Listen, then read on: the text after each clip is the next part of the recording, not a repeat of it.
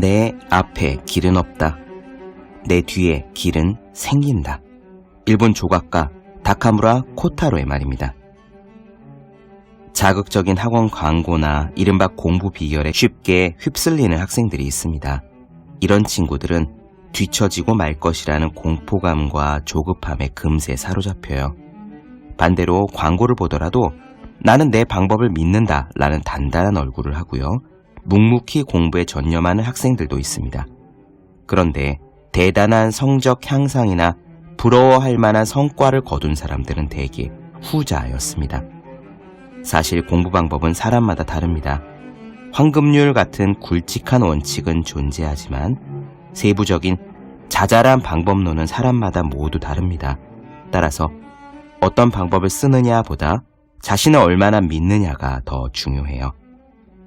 누군가 이야기하는 공부 비결들이 짜잘하게 느껴진다면 그것은 공부 방법의 지연말단이기 때문입니다. 중요한 것은 뿌리예요. 그리고 뿌리 중에 뿌리는 하늘을 감동시킬 정도로 열심히 하는 사람은 반드시 할 수 있다 라는 믿음입니다. 당신을 믿고 나아가기를. 당신이 걸어가는 길, 그것이 바로 공부 비결입니다. 책상에 올려두기만 해도 공부하고 싶어지는 365 홍콩 캘린더. 당신이 가는 길이 공부다 의한 대목으로 시작합니다.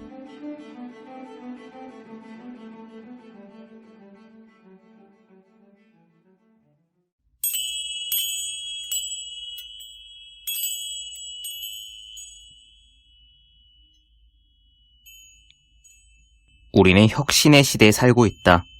혁신은 외부의 좋은 사례를 수동적으로 받아들이지 않고 비판적으로 판단해서 수용하는 거다. 혁신은 또한 자신이 살고 있는 익숙하고 당연한 것들에 대해서 의문을 갖고 필요할 땐 과감하게 자신의 울타리를 탈출하는 것이다. 이 책에서 저자 데이지 크리스토둘루는 현재 대부분의 사람들이 옳은 것으로 믿고 있는 교육적 관점에 대하여 진지하게 다르게 생각해 볼 수 있는 기회를 제공하고 있다. 저자는 최근까지 3년 동안 대도시 런던에서 열악한 여건의 중학교 영어 교사로 일했고 광범위한 수업 사례들을 관찰하면서 수업 방법과 수업 평가 연구를 수행했다. 이러한 경험을 통해 저자는 교실에서 이루어지고 있는 많은 실제 수업들이 과학적인 교육 원리와는 모순된다는 점을 발견했다.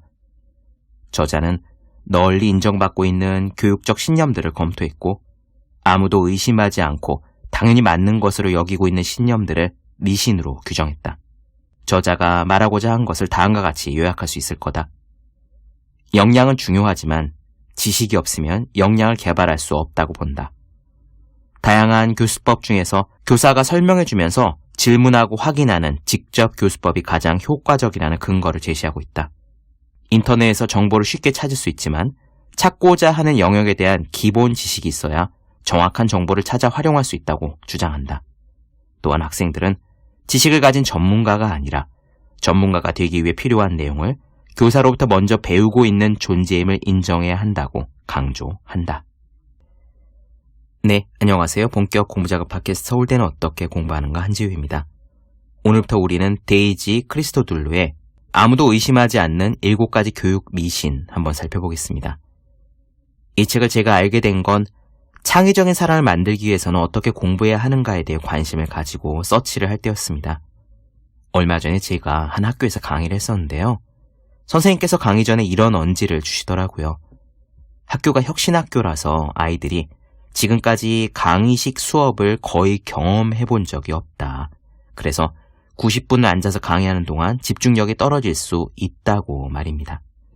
그래서 제가 그러면 아이들이 어떻게 공부를 하느냐고 여쭤봤더니요. 모둠식으로 앉아서 활동이 많이 들어간 수업을 한다고 하셨습니다. 선생님이 15분 정도 설명하고 이어서 아이들이 토론을 하든가 만들든가 뭔가 그리던가 하는 거죠. 그렇게 수업을 하면 아이들은 적극적이고 밝고 또 학교를 좋아할 수는 있겠다는 생각이 들었습니다. 그런데 그러면서 동시에 나중에 보다 많은 학습량을 따라가려면 적응하는데 꽤 많이 힘들겠구나 하는 생각도 했어요. 예전에 오바마 대통령이 한국식 교육의 장점을 언급해서 화제가 된 적이 있었죠. 저는 강의식 교육이 100% 문제가 있다고는 생각하지 않습니다. 또 프로젝트식 수업이 100% 좋다고 생각하지도 않고요. 두 가지는 장단점이 있는데 강의식 교육이 유리한 것은 단시간에 많은 지식을 습득할 수 있다는 데 있지요. 압도적으로 유리합니다. 다만 동기부여가 안 돼서, 다시 말해 재미가 없으니까 앞에 선생님이 설명을 해주셔도 아이들이 듣는 둥 마는 둥 하는지라 교육의 효율이 나지 않는 것뿐입니다. 이 책의 저자는 영국의 교육 상황을 분석해서 비판하고 있습니다. 요지는 학력이 미달되는 학생, 그리고 초, 중등처럼 연령이 낮은 학생일수록 지식 전달 위주의 공부 방법, 어찌 생각하면 소위 구식 방법이기도 하지요. 그런 방법이 효과적이라는 겁니다. 우리나라의 교육 사정이 현재 어떤지 저는 정확히 잘 모르지만 제 공부 경험은 대부분 지식 전달식 교육이었던 터라 중고등학교 때도 그랬고 대학도 법대니까 거의 그랬고요.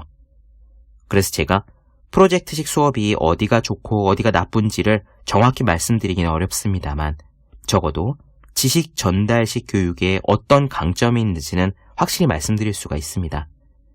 그런 방식을 따라가기가 힘들다 해서 학생들이 흥미가 없다고 해서 활동 중심의 수업으로 대폭 바꾸었던 영국에서 어떤 결과가 나왔는지 이 책에서 알 수 있어요. 내용 자체는 쉽지 않습니다. 원래 딱딱한 책이지만 창의적인 사람을 만들기 위한 교육이 무엇인지 그 방법을 고민하시는 분께는 날카로운 인사이트를 주는 책이라고도 생각합니다. 교육에 관심 있으신 분들은 직접 읽어보셨으면 좋겠고요. 이 방송에서는 가능한 쉽게 그 요지 위주로 설명드리겠습니다. 그럼 오늘은 편안하게 인트로부터 갈게요. 시작하겠습니다.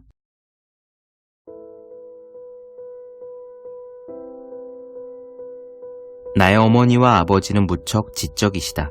두 분은 런던의 동부 지역에 성장하셨고 일찍 학교를 그만두셨기 때문에 공식 학력은 매우 짧다. 행복하고 보람 있는 삶을 사셨지만 난 두 분이 만약 학교에 다니면서 억지로 공부를 했더라면 인생의 여러 지점에서 무슨 일을 하셨을까 하고 생각을 해본다. 뉴스를 볼 때마다 부모님 연배의 사람들이 부모님보다 본질적으로 더 지적이지 않다는 것을 발견한다. 두 분이 조금 더 부유한 가정에서 자라나 교육을 더 많이 받았다면 인생에서 더 많은 기회를 얻었을 것이라고 생각한다.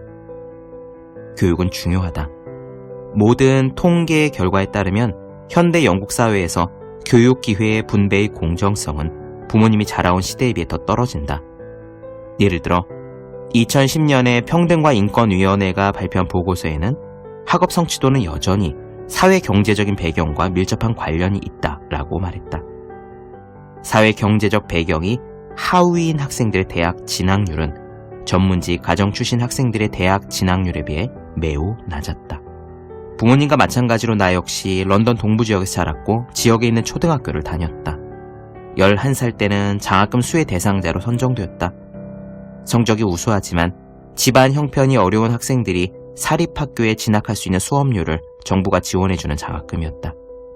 그로부터 7년이 지난 18살 때에 워릭대학교 영문과에 진학했다. 2007년 나는 대도시 지역 중등학교에서 학습 부진 학생들을 가르칠 교사를 양성하는 과정인 Teach First 프로그램을 수료한 후에 곧바로 런던의 중등학교에 발령받았다. 그곳에 3년간 무척 즐겁게 학생들을 가르쳤다.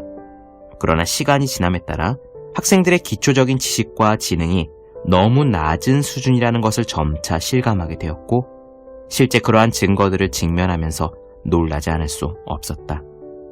나는 교직을 시작한 첫 해 내내 앞으로도 그렇게 열심히 할 수 있을지 자신이 없을 정도로 내 일생에서 가장 열심히 일했다. 모든 나의 동료들도 역시 끊임없이 잘 가르치기에 노력했다. 어떤 정치가들은 우리 교사들이 게으르고 또 학생들의 성취에 대한 기대 수준이 낮다고 비판했지만 나는 우리 교사들의 노력이 부족하지도 의지가 낮지도 않다는 것을 알고 있다. 그러나 여전히 너무 많은 학생들이 제대로 읽고 쓰지도 못한 채 앞에서 내가 설명한 것과 같이 무지한 상태로 우리 교사들 앞에 남겨져 있었다. 우리가 도대체 무엇을 잘못한 것일까? 여기서 나는 그 문제를 교육 구조가 아니라 교육 내용의 문제로 여기면서 이 관점에 관심을 갖기를 제안하고 싶다. 교육 내용에 대한 문제 제기는 인기를 끌 수 없다. 정치적으로 우파 진영이나 좌파 진영 모두 교육 문제를 구조적으로 해결하고 싶어 한다. 우파 진영은 교사들의 교수 노력 분발과 성적 중심 입시제도의 복원을 주장하고 좌파 진영은 무시험 통합학교 진학제도와 학교 예산의 증대를 요청하고 있다. 그러나 교육의 내용이 바로 궁극적인 교육적 논의 대상이다. 어느 누구라도 학교 체제를 바꾸고자 하는 사람은 체제 개선이 실제 교육 내용을 향상시키기 위한 하나의 수단이라는 점을 알아야 한다. 내가 주장하는 요지는 교사들이 교육에 대해 배운 것들 가운데 많은 부분이 틀렸으며 또 효과적이지 않은 교수 방법을 배운다는 점이다. 나는 3년 동안 학생들을 가르친 후에 더 공부를 하려고 1년간 휴직을 했다. 그때 교육 이론과 과학적 연구의 전반적인 분야를 공부하면서 큰 충격을 받았다. 왜냐하면 새로 배운 내용이 이전의 교사 양성 과정에서 그리고 교사로 재직하면서 배웠던 이론들과 상당히 다르다는 사실을 발견한 것이다. 내가 틀리게 배웠다는 사실을 깨달았을 때 나는 무척 화가 났다. 나는 3년 동안 수백 시간의 수업을 위해 정말 열심히 노력했다. 그렇지만 교직 3년간 나의 삶을 훨씬 편하게 만들어주면서 내 수업을 받은 학생들에게 크게 도움을 줄 수 있었을 많은 교육 관련 정보들을 거의 배울 수가 없었다. 더 나쁜 것은 잘못된 수업의 이론적인 배경들을 의문의 여지 없는 원칙으로 배워야 했던 것이다. 미국 카네기 멜론 대학교 심리학과 교수인 허버트 사이먼은 내가 즐겨 읽는 작가들 중에 한 사람이다. 그는 의사결정에 대한 연구로 1978년 노벨상을 수상했다. 그는 이렇게 말했다. 새로운 교육 이론들이 확실한 경험적 근거는 없이 철학적으로 그럴듯한 근거와 상식적으로 그럴듯한 제목을 갖고 매일 학교에 도입되고 있다. 그렇다. 나는 이 책에서 명확한 근거 없이 도입된 이론들 중에서 가장 커다란 피해를 주고 있는 7가지 미신들을 추려서 설명하고자 한다. 내가 확인한 7가지 미신은 다음과 같다. 첫째, 지식보다 역량이 더 중요하다. 둘째, 학생 주도적인 수업이 효과적이다. 셋째, 21세기에는 새로운 교육을 요구한다. 넷째, 인터넷에서 모든 것을 찾을 수 있다. 다섯째, 전이 가능한 역량을 가르쳐야 한다. 여섯째, 프로젝트와 체험 활동이 최고의 학습법이다. 일곱째, 지식을 가르치는 것은 의식화 교육이다. 그렇다. 종합적으로 어떤 사람들은 이 미신들이 진보주의 교육의 사례라고 말한다. 그러나 나는 그렇게 생각하지 않는다. 미신에는 진보적인 특성이 없다. 진보적이라는 단어는 새로움과 독창성을 함축하고 있다. 그러나 이 미신들은 사실 전혀 새로운 게 아니다. 이런 미신들은 수십 년 전 또는 그보다 더 오래된 이론들이다. 인간이 어떻게 학습하는지에 대해 발견한 결과는 이런 미신들을 신뢰하지 않는다. 이러한 미신들의 배경이 되는 지식 이론은 한마디로 요약할 수 있다. 교육적 형식주의라고 할 수 있겠다. 왜냐하면 대부분의 미신들은 내용보다는 형식이 더 중요하다는 가정에서 작동하기 때문이다. 또한 이 미신들을 뒷받침하는 지적 조류는 진보주의가 아니라 포스트 모더니즘이라고 여겨진다. 왜냐하면 포스트 모더니즘은 진리나 지식의 가치에 회의적이며 이와 마찬가지로 대부분의 미신들은 본질적으로 지식의 가치에 대해 강한 회의감을 표시한다. 요약해서 말하자면 내 의견은 이렇다. 이 7가지 미신들이 현재 우리 학생들의 교육을 해치고 있다.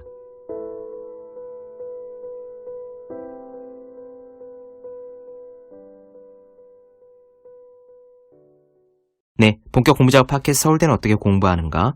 데이지 크리스토툴루의 아무도 의심하지 않는 7가지 교육 미신 나눠드렸습니다. 더 많은 이야기 궁금하신 분들, 질문사항 있으신 분들은 제 유튜브 채널 서울대는 어떻게 공부하는가, 네이버 블로그 생의 즐거운 편지, 다음 카카오 브런치 한주의 브런치, 인스타그램 해시태그 서울대는 어떻게 공부하는가 검색해주시면 좋겠습니다. 또 학생, 수험생, 직장인, 취준생 등 공부하시는 모든 분들을 위해서 어떻게 공부하는 게 효율적인지 설명한 혼자 하는 공부의 정석, 그리고 책상에 올려두기만 해도 공부하고 싶어진 365 홍콩 캘린더, 아직 읽지 않으셨다면 꼭 한번 읽어보시면 좋겠습니다. 분명 도움이 되실 거예요. 그럼 오늘 여기까지 하겠습니다. 전 다음 시간에 뵐게요. 여러분 모두 열심히 공부하십시오. 저도 열심히 하겠습니다.